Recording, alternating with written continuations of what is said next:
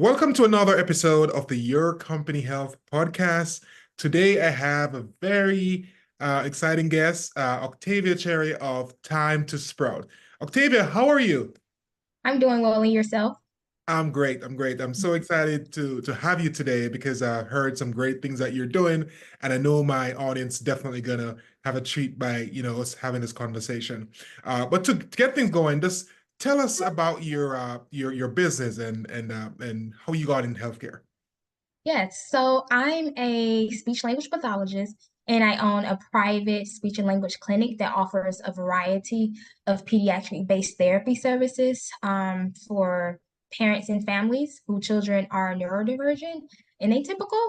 Our services include just kind of like one-on-one, speech and language therapy sessions. We offer comprehensive speech and language evaluations, pediatric speech and language consultations for so that's more so for parents who maybe have some concerns about their child's development. But there's no really, red flags or concerns necessarily from their pediatrician or maybe their child's teacher or child care provider. But parents just think that, hey, I think my kid may be a little bit behind.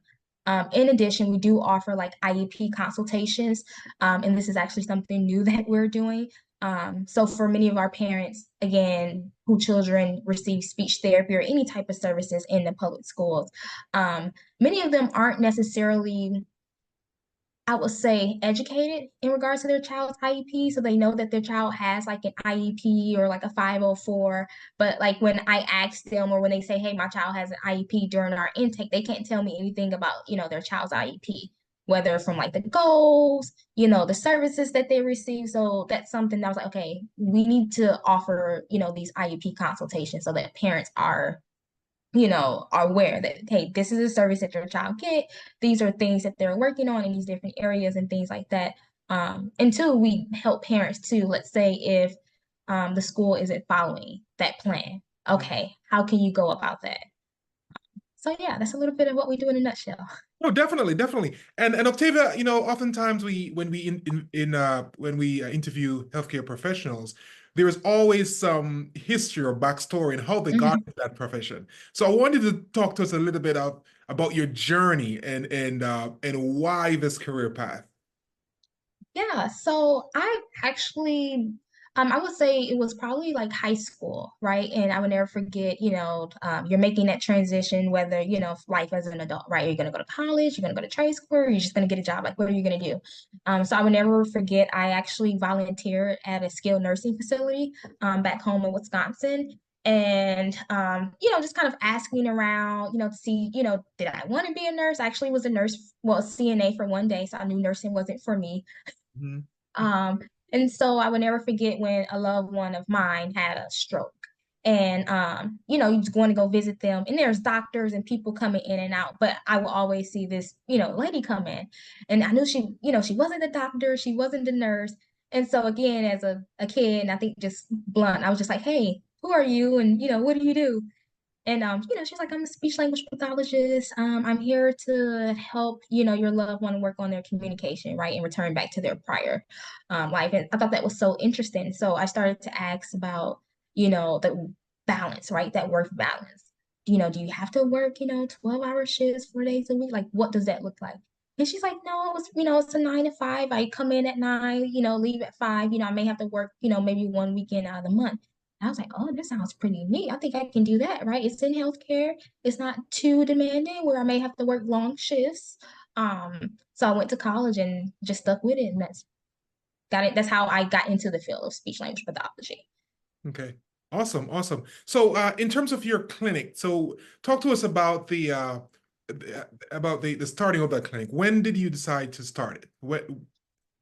Talk to us about that. That's a really great question. So I've always wanted to go into business, right? For myself. I remember when I was in graduate school. But honestly, it's still something new, kind of like starting private practices, at least in our field. And I think just among like any related services, there's no classes, right? When you go to grad school, this is how you start your business. This is how so there's no actual classes on that. But my husband, he always encouraged me. He was like, hey, Why not? You have the skill set. Don't listen to when people say, oh, you need more years of experience. That was something I always ran into. Oh, get 15, 20 years of experience. And I'm like, well, by that time, it's going to be time for me to retire. When you talk about get all these years of experience. And so, like many people, COVID-19 happened. Had a lot of time on my hand, just being in the house. And so it really was from there, I was like, okay, I'm going to go for it. I had this time on my hand, I'm going to go for it. And so my husband and I, we end up relocating to Georgia. And that's when I was like, okay, this is like the perfect, timing, right? We're in a new place. No one knows me here. So let's just go for it. There's nothing to be afraid of. Right, right. And talk to us about because we all as business owners, Mhm. we all have a passion and in terms of long-term goals. So what is your passion for your business? What if I could say, Octavia, where do you see yourself in the next 15 years with this business, and what kind of transformation you're looking to do? Yeah, so in the next 15 years, I see myself more in an administrative role. Hopefully by that time I will have kids and a family by then. But I want this business to be a legacy, right, for our family. Yes. And eventually I wanted to pass it down to, our children, right? Whether it can be interdisciplinary, it doesn't even have to be speech, right? We can eventually grow to where we have OT now, but we have PT, we have primary care physicians, nurse practitioners, psychologists. We have different specialists and things like that, where it's a one-stop center, right? We may have an ABA center, music therapy, where this is where your child goes and they get all their services. Um, so that's more something long term where I just kind of see where I would like to be. But I definitely want to be in more of an administrative role, where I say, hey, you hire people to do the work and I'm just kind of sitting in the background. Okay. And then in addition, mentorship. I think that's something that's not really talked about a lot, just in our field, and I think in any field. People will say, oh yeah, you're giving back, but what about the next generation, right? Of therapists, speech therapists, OTs, PTs, anyone. They're like, I want to do what you're doing, but I don't know where to start, right? There's no YouTube videos. Mhm. They don't teach it in grad school. I think now some universities are kind of coming around, but there's very few. There's like no courses. So I think that's really important too, is to actually mentor the next generation. So that's something else I would like to do. Yeah, yeah. I mean, I'm telling you, we all need mentors, because mentoring saves us from a lot of pitfalls and a Hmm. lot of errors. So Yes. myself, I have mentors, and that definitely has helped my business, and it's always good, and I can see why you're going down that path because it's a good feeling.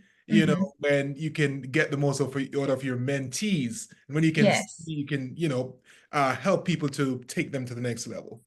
Yes. So that's And I also feel like that just makes more sense kind of, in productivity, right? If you can hire, let's say, a young therapist on, they've been with me for 5 years there and you they're like, I would love to eventually one day own my practice. I can help you get there, right? And I think that will help with like that turnover, that retention rates of most of these companies where people feel like they're not really, being able to upscale like mobility in this clinic, right? Like go. I'm Right. just here, but I have aspirations outside of just being a speech therapist and, day in and day out. Mhm. Not everyone, but some do. And so I do want to have like that flexibility to where, oh, I'm, retaining, right, my good Mhm. therapist that they're actually staying and actually like coming to work because that's good for business. Of course, of course, of course. Definitely. And so, Octavia, talk to us about the your ideal connections. Who are you trying to connect with, or if you say people that you want to be introduced to, who are your targets now?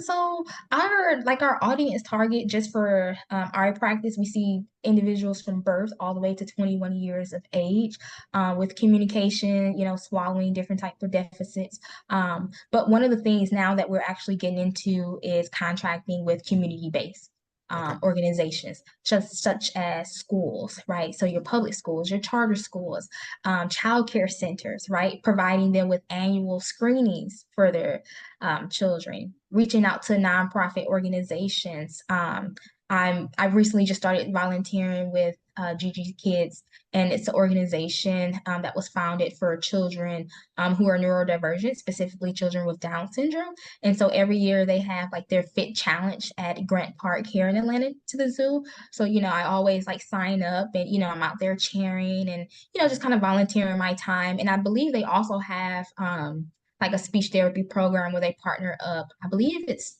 the University of Georgia. I'm going to say it's the University of Georgia or GSU, where they have their graduate students coming in. So I'm definitely trying to get into more community-based organizations because that's where our clients are. And I feel like that's where people are like, hey, they don't know necessarily about, kind of private practices and, concierge fee for service. So that's something too that we're getting more into is those community-based organizations. Okay, awesome, awesome. And Octavia, if you would say what's the best business advice that you've received, and how did it impact you? Oh my gosh, I made so many mistakes.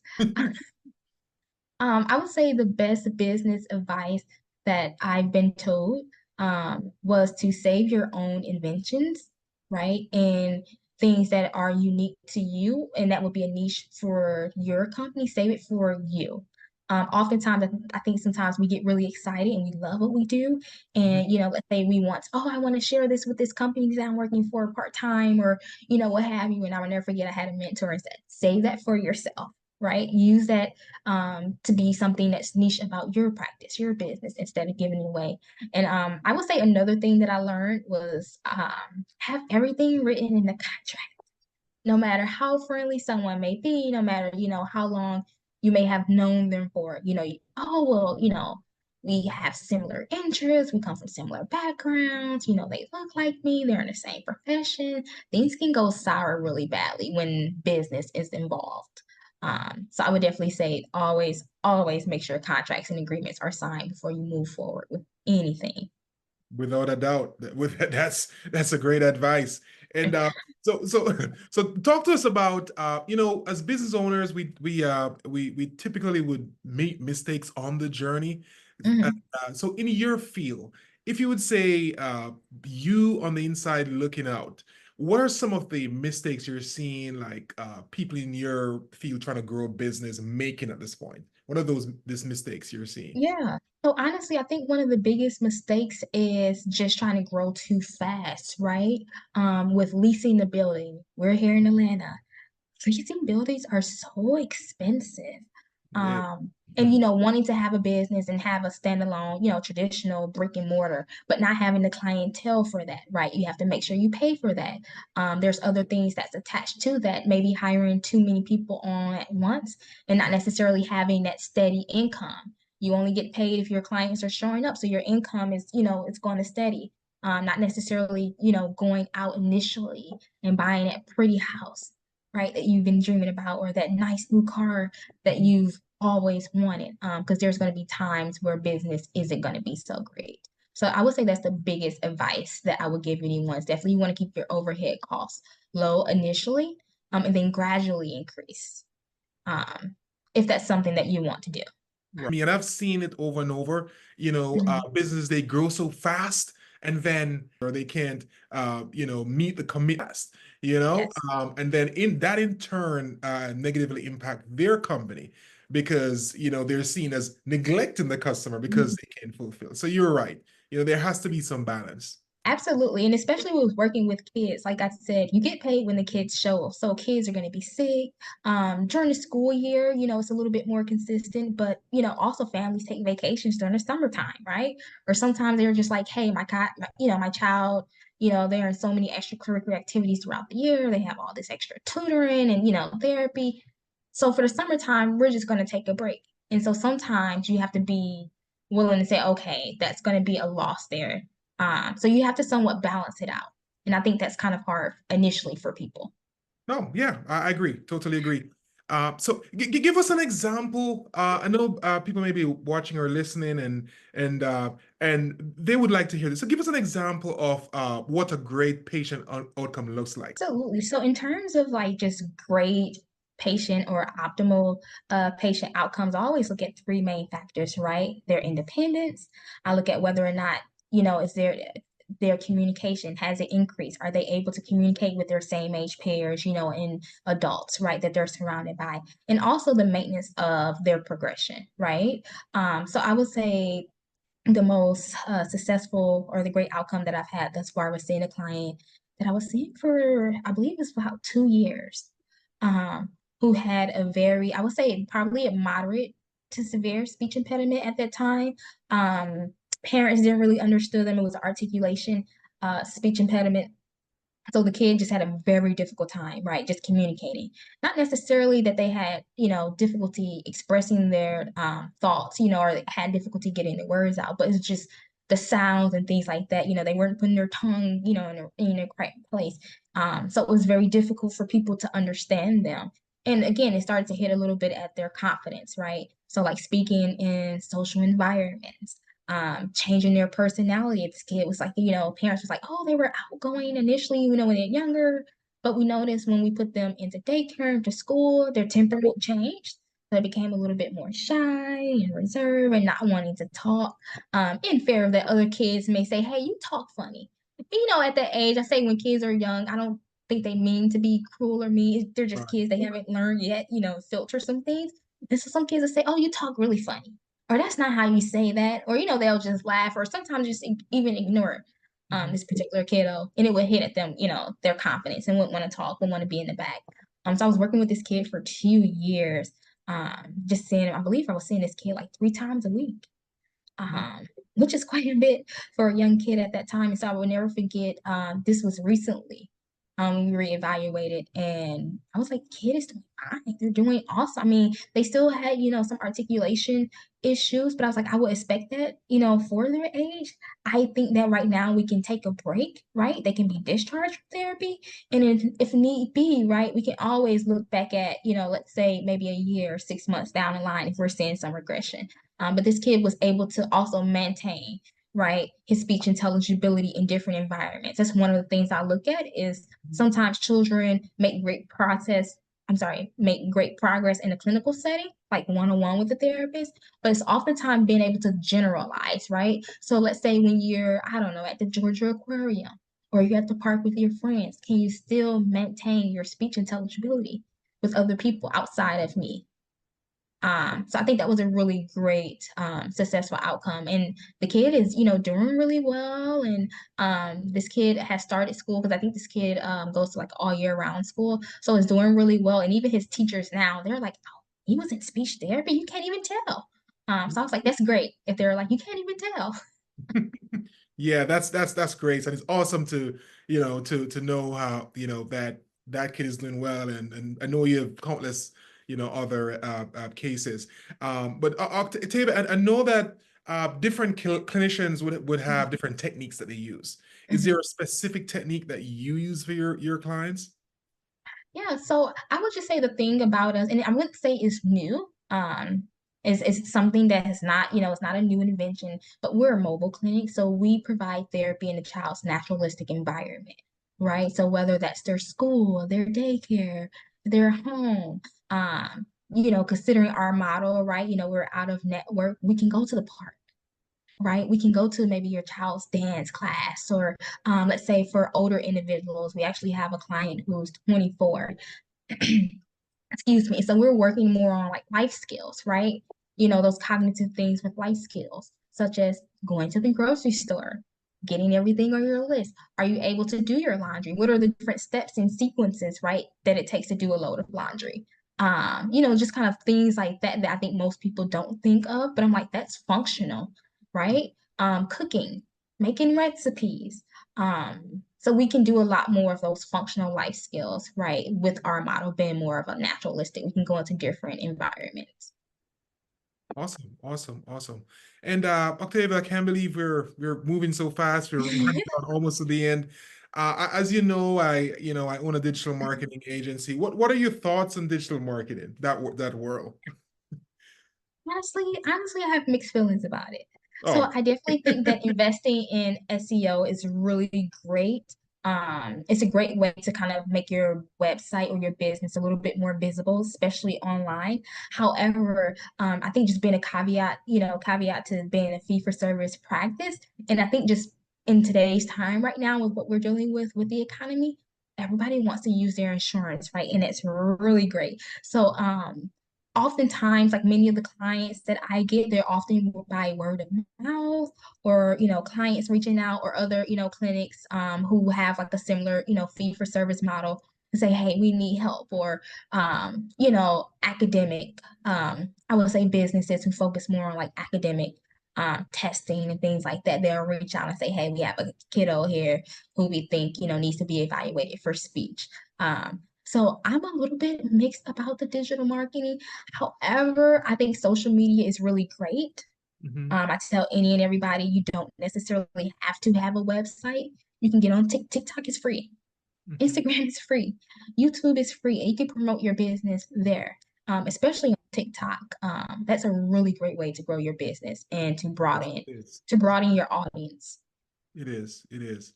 Yeah. I mean, I work with providers, as you know, and I get it. Their digital marketing can be it can come with a mixed bag, but it's very effective when you're targeted, Mhm, and you're working with a company that understands your goals and objectives mhm, and know what channels work for you, because you could be using channels that don't work for you. That's not mhm, where your target audience is, and then that's what creates the problems. Because even with you, I'm almost sure if I go on Google and search for speech pathologists, I should see some competitors, people showing, so there's a place for paid search, and even mhm. SEO that you mentioned is very important to keep your website high in the rankings. So, Yes. but yeah, it's pretty effective, and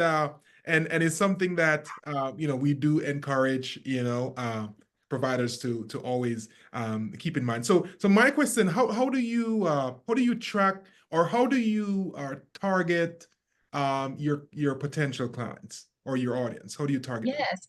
So our website, and the platform that we use for our website actually track it for us.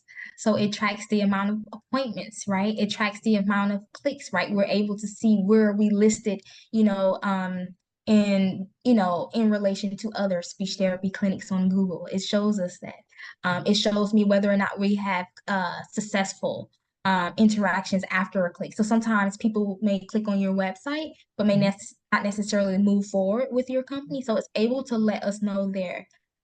Even when clients book appointments with us, they have to let us know how they hear about us, right? So that's a question that they have to answer in order to move forward. So that's a really great way for us to see, okay, well, most of our clients seem to be coming from Google, right? And not so much from Yelp, or not so much for Facebook. So then we're able to say, okay, well, we need to definitely focus more on our Google marketing, right?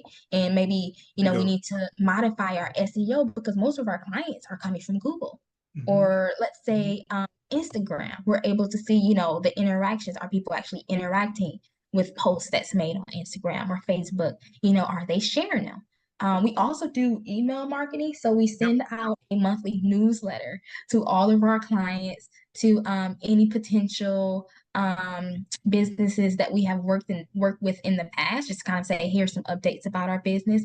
And so we're able to see, how many of those emails were open, how many of them were viewed, for how long, did they click on any of the links on that actual email newsletter. And so that's effective too, to let us know, was our email marketing, or was this newsletter, let's say we just sent out the one for July not too long ago, was it successful?